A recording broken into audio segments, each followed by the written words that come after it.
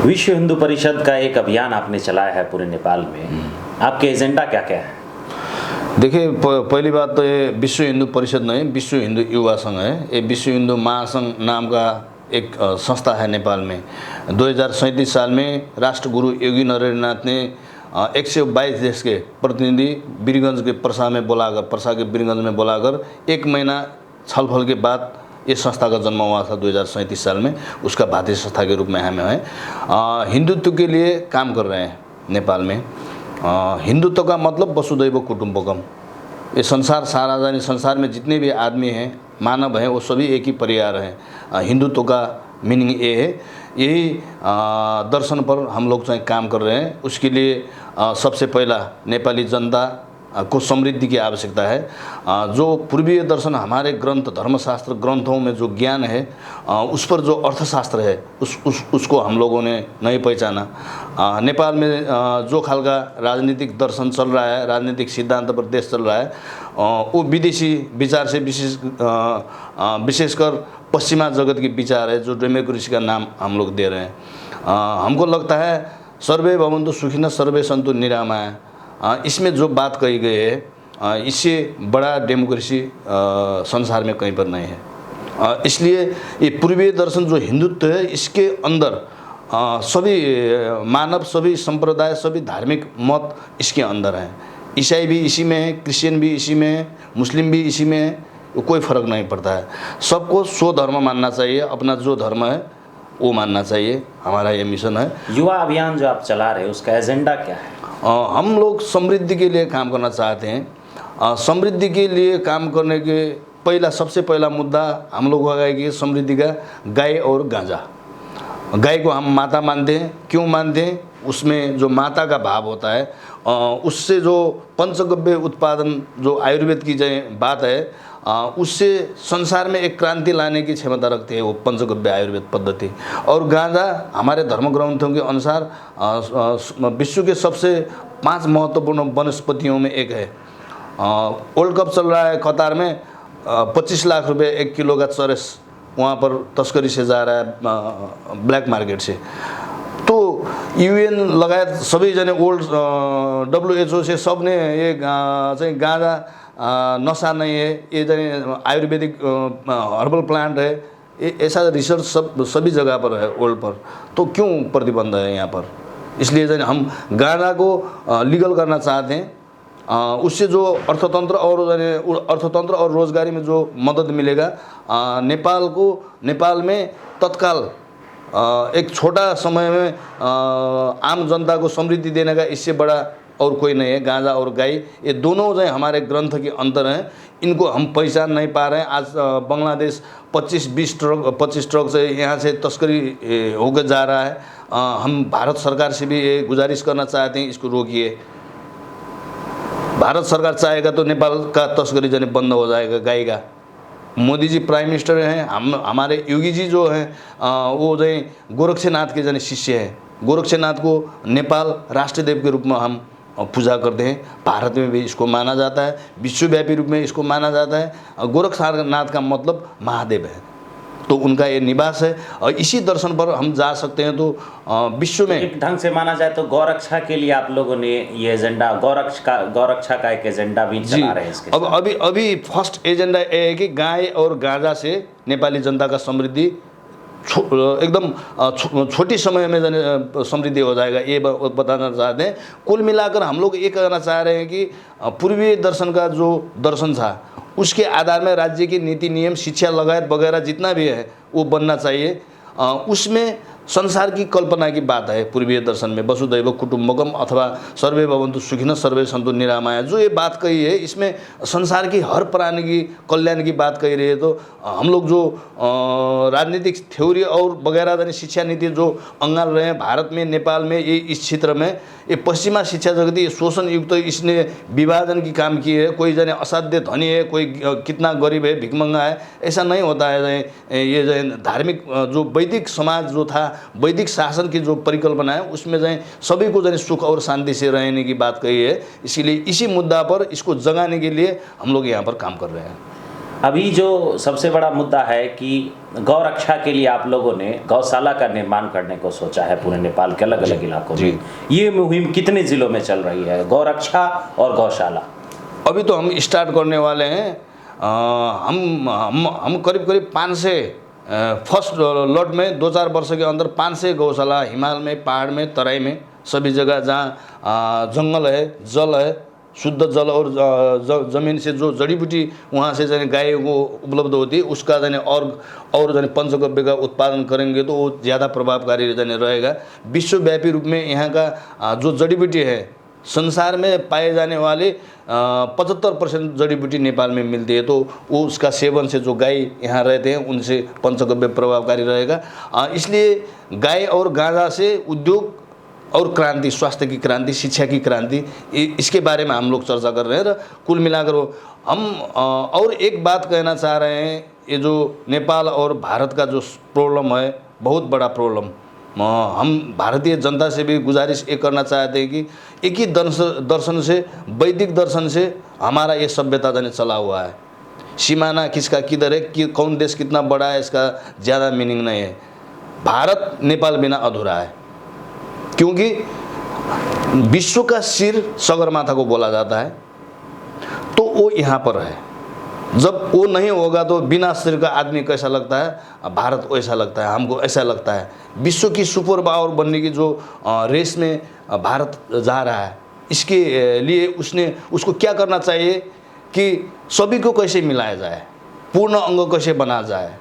सिरपेज तो सिर में ही रहेगा ना, सिरपेज को पैर पर लगाने के हम लोग चेष्टा करेंगे तो वो शोभा नहीं देगा, वो सक्सेस नहीं होगा, सिरपेज का मीनिंगलेस समाप्त हो जाएगा। इसीलिए सुपर पावर बनने के लिए पूर्वीय दर्शन को अंगालना चाहिए। इसको नेतृत्व भारत करेगा, लेकिन भारत को ये समझना चाहिए, ये महसूस करना चाहिए कि जाए नेपाल हमारा सिर है, क्योंकि नेपाल गोरखालियों के कारण नहीं कि ये महादेव का निवास स्थान है। सबसे बड़ा चोटी माउंट एवरेस्ट को कहा जाता है, आज भी वो वेस्टर्न के नामों पर टिका हुआ है माउंट एवरेस्ट। क्या उसे हमारे सभ्यता के नाम में रखना चाहिए, ये इस पर कैसी राय है? क्योंकि सबसे पहले उसको नापने वाला जो था वो भारत और नेपाल एक समय बहुत ही संघमित्र देश था, और उस देश का एक बहुत बड़ा गंतव्य मैथमेटिशियन ने उसे माप किया हुआ था। क्या उनके नाम पे रखने पर आपकी कैसी राय है? देखिए, इसमें नया नाम रखने की कोई ज़रूरत नहीं है। इसका नाम नेपाली में सगरमाथा है। सगरमाथा मतलब जो वायुमंडल है उससे सबसे ऊंचाई की बात की जाने मानी जाती है। और धर्म ग्रंथों में जाने हमारे जाने सुमेरु पर्वत का जो चर्चा हुआ है उसका ऑलरेडी नाम है, हमारे नया नाम रखने की कोई ज़रूरत नहीं है। उसका मीनिंग समझना चाहिए।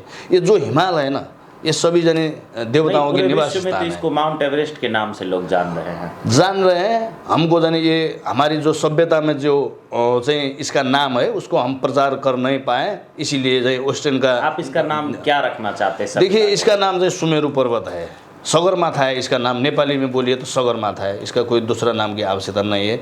इसको गरिमा और महिमा को हम लोग समझना चाहिए।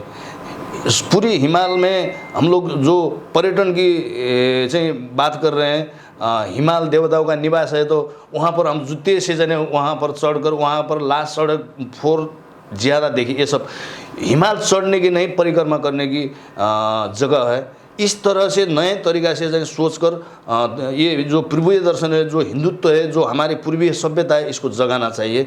इसके लिए नेपाल और भारत मिलकर काम करना चाहिए। पूर्वीय दर्शन में देवभूमि इसको माना जाता है। नेपाल बिना भारत का पूर्वीय दर्शन अधूरा है कि नहीं? शिवजी का निवास इधर है, तो बिना शिवजी का पूर्वीय दर्शन कैसे पूरा होगा? राष्ट्र को हिंदू एकता के नाम पर बहुत सारे अभियान जो है नेपाल में और भारत में चल रहा है। जैसे भारत में सबसे बड़ा बीड़ा आरएसएस ने उठाया है, तो वहीं पर नेपाल में अनेकों आपके ही विश्व हिंदू परिषद ने उठाया हुआ है। कैसा लग रहा है हिंदू राष्ट्र को लेकर के? आपने कैसा मुहिम चलाया है इस अभियान के तहत? सबसे पहले तो हम ये बहुत बड़ा क्वेश्चन आपने किया। हम भी इसको थोड़ा इसके बारे में कुछ कहने की तमन्ना रखते थे। जो आरएसएस की बात की आपने, आरएसएस का बहुत बड़ा मिशन नेपाल में हिंदुत्व के लिए भी चल रहा है। हम क्वेश्चन करना चाहते हैं कि हम सुन रहे हैं कि अखंड भारत के लिए आरएसएस काम कर रहे हैं, ऐसा हम सुन रहे हैं। तो अखंड भारत बनकर होगा क्या? तो उसका दर्शन क्या है, उसका लक्ष्य क्या है, उसका फायदा क्या है, कितना प्रभावकारी है। तो अखंड भारत बनाकर विश्व भारत का शक्तिमान राष्ट्र बन सकता है। हिंदुत्व का सबसे बड़ा राष्ट्र देखिए बनाना चाहते हम इसीलिए हम क्या चाहते हैं कि देखिए जो ये हिमालय जो देवभूमि है, ये सर है, जो नेपाल का झंडा है ना, ये झंडा कोई आदमी ने बनाया झंडा नहीं है, ये देवकालीन झंडा है। देवताओं ने जुन झंडा को यूज किया था वो झंडा ये नेपाल का झंडा है। नहीं, हिंदू राष्ट्र पर आपका क्या कहना? देखिए ये झंडा बिना तो हिंदू राष्ट्र की परिकल्पना नहीं होती है। इसके अंदर सभी हिंदू राष्ट्र ये संसार की संपूर्ण संसार की झंडा बनने की ताकत रखती है ये झंडा। इस झंडा को समझना चाहिए, नेपाल के झंडा को।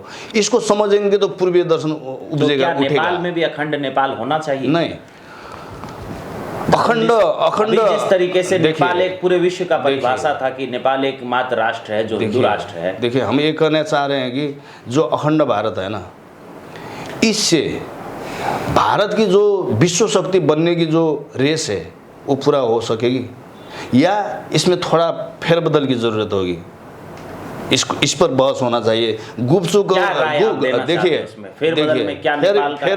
फेरबदल में नेपाल का रोल सबसे ऊपर है, सबसे आगे है। आप लोग समझ सकते हो तो सबसे आगे है। मैंने जो झंडा की बात की है, ये देवकालीन झंडा है, ये संसार का झंडा बनने की ताकत रखती है। ये झंडा तंत्र मंत्र से ज़्यादा सब कुछ है इस पर। तो जो अखंड भारत है, भारत में तो अंग्रेज ने शासन किया, मुस्लिम ने शासन किया है कि नहीं किया? नेपाल पर किसी विश्व ने शासन किया, कहीं पर शासन किया?